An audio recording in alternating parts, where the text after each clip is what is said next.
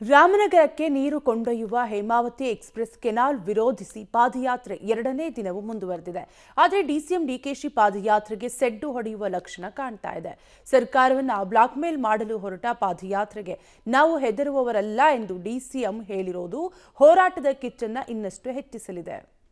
Hemavathi express canal ವಿರೋಧಿಸಿ ಪಾದಯಾತ್ರೆ. Express canal ನಿಲ್ಲಿಸದಿದ್ದರೆ ರಕ್ತಪಾತವಾಗುತ್ತೆ. ಸರ್ಕಾರಕ್ಕೆ ಎಚ್ಚರಿಕೆ ಕೊಟ್ಟ ಬಿಜೆಪಿ ಶಾಸಕ ಸುರೇಶ್ ಗೌಡ.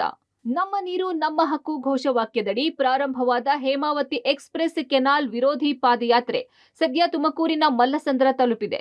ನಿನ್ನೆ ಬೆಳಗ್ಗೆ ಕೆನಾಲ್ ಕಾಮಗಾರಿ ಸ್ಥಳ ಸಗರನಹಳ್ಳಿಯಿಂದ ಶುರುವಾಗಿದ್ದ ಪಾದಯಾತ್ರೆ ನಿಟ್ಟೂರು, ಗುಬ್ಬಿ ದಾಟಿ ಈಗ ಮಲ್ಲಸಂದ್ರದಲ್ಲಿ ಪಾದಯಾತ್ರಿಗಳು ತಂಗಿದ್ದಾರೆ. ಸುಮಾರು 20 ಕಿಲೋಮೀಟರ್ ದೂರ ಕ್ರಮಿಸಿದ್ದಾರೆ. ಪಾದಯಾತ್ರೆ ವೇಳೆ ಬಿಜೆಪಿ ಶಾಸಕ ಸುರೇಶ್ ಗೌಡ ಎಕ್ಸ್‌ಪ್ರೆಸ್ ಕೆನಾಲ್ ನಿಲ್ಲಿಸದಿದ್ದರೆ ರಕ್ತಪಾತವಾಗುತ್ತದೆ ಎಂದು ಸರ್ಕಾರಕ್ಕೆ ಕೊಟ್ಟ ಎಚ್ಚರಿಕೆ ತೀವ್ರ ಸಂಚಲನ ಮೂಡಿಸಿದೆ. ಡಿಸಿಎಂ ಡಿಕೆಶಿ ದೌರ್ಜನ್ಯದಿಂದ ರಾಮನಗರಕ್ಕೆ ತುಮಕೂರು ಜಿಲ್ಲೆಯ ಪಾಲಿನ ಹೇಮಾವತಿ ನೀರನ್ನು ಕೊಂಡೊಯ್ಯುತ್ತಿರೋದನ್ನ ಕಂಡು ಸುಮ್ಮನಿರಲು ನಾವು ಕೈಗೆ ಬಳೆ ತೊಟ್ಟಿಲ್ಲ ಎಂದು ಜೆಡಿಎಲ್ಪಿ ನಾಯಕ ಸುರೇಶ್ ಬಾಬು ಸರ್ಕಾರಕ್ಕೆ ವಾರ್ನ್ ಮಾಡಿದ್ದಾರೆ. ಇವತ್ತು ರಾಮನಗರ ಜಿಲ್ಲೆಗೆ ತಗೊಂಡೋಗಿ ಯಾರು ಸ್ವಾರ್ಥಕ್ಕೋಸ್ಕರ ತಗೊಂಡೋಗ್ತಿದ್ದಾರೆ ಇವರು? ಮೂಲ ಯೋಜನೆಯನ್ನ ಬಿಟ್ಟು ಕರ್ನಾಟಕ ರಾಜ್ಯದ ಇತಿಹಾಸದಲ್ಲಿ ಇಂಥ ಯೋಜನೆಗಳು ಮೂಲ ಯೋಜನೆಗಳನ್ನ ಡೈವರ್ಷನ್ ಮಾಡಿರೋದು ನಿರ್ದೇಶನ ಇಲ್ಲ. ನಾವಿವತ್ತು ಎಚ್ಚರಿಕೆ ಕೊಡ್ತಿದ್ದೇನೆ ಸರ್ಕಾರಕ್ಕೆ, ನೀವೇನಾದ್ರೂ ತೊಡೆ ತಟ್ಟಿ ತಗೊಂಡೋಗ್ತೀವಿ ಅಂತ ಹೇಳಿದ್ರೆ ಇಲ್ಲಿ ರಕ್ತಪಾತ ಆಗುತ್ತೆ. ಈ ರಕ್ತಪಾತಕ್ಕೆ ನೇರವಾಗಿ ಕಾಂಗ್ರೆಸ್ ಸರ್ಕಾರ ಹೊಣೆ ಆಗುತ್ತೆ. ಏನಾಗುತ್ತೆ, ಗುಬ್ಬಿ ತಾಲೂಕು ಆಗ್ಬೋದು, ಮುಂದೆ ತುಮಕೂರು ಆಗ್ಬೋದು, ಎಲ್ಲದಕ್ಕೂ ಕೂಡ ತೊಂದರೆ ಆಗುತ್ತೆ. ಇದು ಎಕ್ಸ್‌ಪ್ರೆಸ್ ಲೈನ್ನ ತಡಿಬೇಕು ಅಂತ ನಾವೆಲ್ಲರೂ ಕೂಡ ಸಾಕಷ್ಟು ಬಾರಿ ಡಿ.ಕೆ. ಶಿವಕುಮಾರ್ ಅವ್ರನ್ನ ಎಲ್ಲರನ್ನು ಕೂಡ ಒತ್ತಾಯ ಮಾಡಿದ್ರು ಕೂಡ ಅವ್ರ ಧೋರಣೆ ನಮಗೆ ಎಲ್ಲರಿಗೂ ಕೂಡ ಗೊತ್ತಾಗಿದೆ.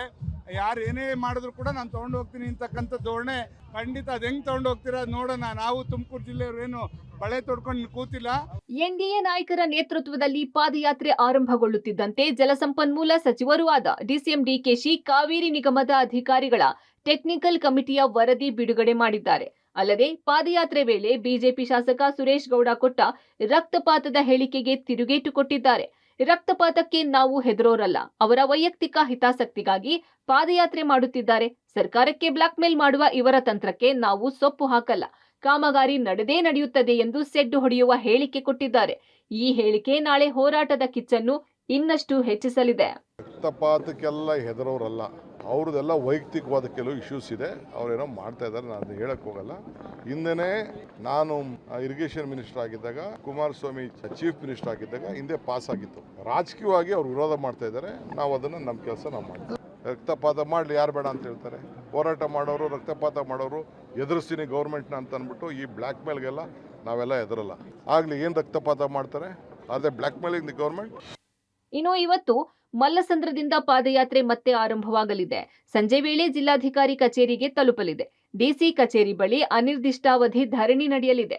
ಜಿಲ್ಲೆಯ ಹಿತಾಸಕ್ತಿಗಾಗಿ ಇಷ್ಟೆಲ್ಲಾ ಹೋರಾಟ ನಡೆಯುತ್ತಿದ್ದರು ಸಚಿವದ್ವಯರಾದ ಜಿ ಪರಮೇಶ್ವರ್, ಕೆಎನ್ ರಾಜಣ್ಣ ಸೇರಿ ಜಿಲ್ಲೆಯ 7 ಕಾಂಗ್ರೆಸ್ ಶಾಸಕರು ಮೌನಕ್ಕೆ ಶರಣಾಗಿದ್ದಾರೆ. ಈ ಮೌನದ ಹಿಂದೆ ಡಿಸಿಎಂ ಡಿಕೆಶಿ ಅವರ ತಾಕೀತು ಇದೆ ಎನ್ನಲಾಗಿದೆ. Manjunath Talamakki, public TV, Tumakuru.